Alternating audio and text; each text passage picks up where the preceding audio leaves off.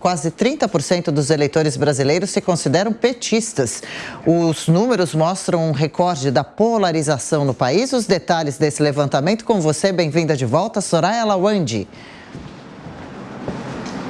Obrigada, Adriana. Pois é, isso mesmo. Segundo dados da pesquisa Datafolha, divulgada neste final de semana, 29% dos brasileiros se dizem petistas convictos e outros 25% se dizem bolsonaristas. Para quem nos acompanha por imagens, a gente tem uma tela deste gráfico com os números que foram divulgados pela pesquisa. Então, outros 20% dos entrevistados se colocam no centro dessa escala, ou seja, se colocam como neutros, e outros 8% afirmaram não preferir nenhuma das designações e 2% dizem não saber a resposta. O cenário, portanto, se mantém estável em comparação com o levantamento anterior, considerando a margem de erro de 2 pontos percentuais para mais ou para menos.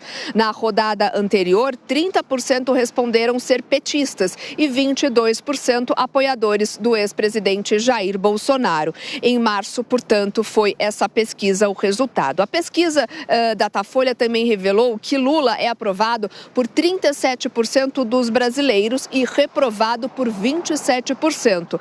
Para 33%, o petista é regular e 3% não opinaram.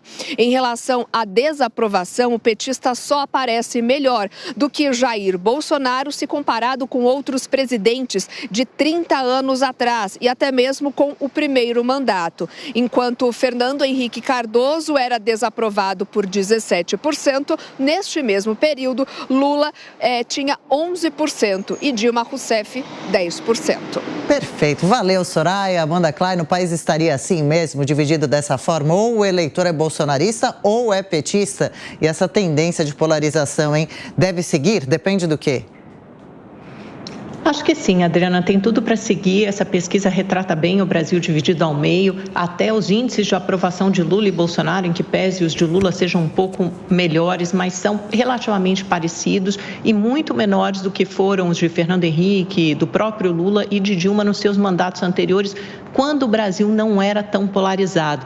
Quem quer que seja o presidente já parte de uma base menor, porque você tem pelo menos 1/3 do eleitorado que vota no candidato oposto, que é do espectro político ideológico oposto àquele. Então, você já parte de um patamar mais baixo de popularidade. E você vê a dificuldade também do candidato de centro entrar no meio disso, porque os apoios são tão arraigados e as convicções tão fundamentadas que fica muito difícil alguém de centro entrar. Mas o pulo de gato pode ser aquele candidato mais à esquerda ou mais à direita que consiga conversar e convergir com o centro para aí sim formar uma frente ampla e conseguir um resultado eleitoral positivo, que foi o que o Lula fez na eleição do ano passado, em 2022. Formou aquela frente ampla e conseguiu furar esse cerco.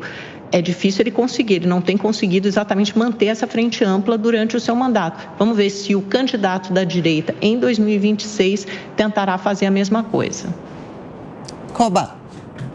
É um retrato de como nós temos um espectro bem polarizado na nossa política brasileira, mas é um retrato míope, né? Porque o Datafolha, ele não teve tanta assertividade assim, por exemplo, nas pesquisas eleitorais do ano passado. Essa margem de erro de até 2% para cima ou para baixo se mostrou quase 10% com o resultado. Então, a gente tem que também considerar o baixo nível de assertividade das pesquisas do Datafolha. Mas é inegável de que a gente tem sim uma população toda popularizada entre petistas e bolsonaristas, e acredito que mais do que isso, de antipetistas e antibolsonaristas, a gente vê essa polarização aumentando muito entre Lula e Bolsonaro, justamente por rejeição. Foi uma eleição e duas pessoas importantes da política que se colocam em rejeição um ao outro. Por isso é que eu acredito até que o presidente Lula não queira o Bolsonaro inelegível, ele queira mesmo o Bolsonaro do outro polo, porque é alguém que tem muita rejeição, diferentemente de Tarcísio e Zema, por exemplo, que não tem rejeição até pelo pouco tempo na política. Acredito que a gente tenha esses dois ainda por algum tempo figurando como os principais políticos do Brasil, disputando a vontade do povo. Ô Amanda, e o ano passado a gente ouviu bastante falar sobre uma possível terceira via durante as eleições presidenciais. Nada dela? Alguma possibilidade de que ela venha a aparecer agora com o tempo, até mesmo com a possível inelegibilidade de Bolsonaro? Olha, Adriana, ainda é muito cedo para dizer, mas nenhum candidato tem se cacifado nesse sentido. A gente poderia esperar, quem sabe, alguma coisa de algum governador, o Eduardo Leite, a Raquel Lira, não sei. É muita água para rolar debaixo dessa ponte, mas eu acho que a discussão vai se focar principalmente depois dessas semanas, das próximas, né, conforme o resultado do julgamento do TSE, se for realmente decretada a inelegibilidade de Bolsonaro, toda a discussão vai partir para quem será o seu herdeiro político. E aí a estratégia, pelo menos num primeiro momento, será não apontar esse herdeiro político, um pouco como Lula fez nos idos de 2018, lutar no TSE para reaver seus direitos políticos nas instâncias superiores e só declarar Haddad como candidato, como sucessor do Lula a poucos meses da eleição. Bolsonaro deve tentar uma tática mais ou menos parecida, até porque se seu herdeiro político principal, que é Tarcísio de Freitas, aqui em São Paulo, for declarado candidato agora, ele perde 3 anos e meio de governo de São Paulo e fica na chuva aí para se molhar, sujeito a trovões, trovoadas e petardos de todos os lados. Ninguém vai querer queimar esse candidato antes do tempo. Portanto, agora a gente vai ter que respirar fundo e esperar, até porque estamos só no começo de um governo. Terceira via, por enquanto, a gente nunca teve uma terceira via viável. E eu acho muito difícil que ela se estabeleça.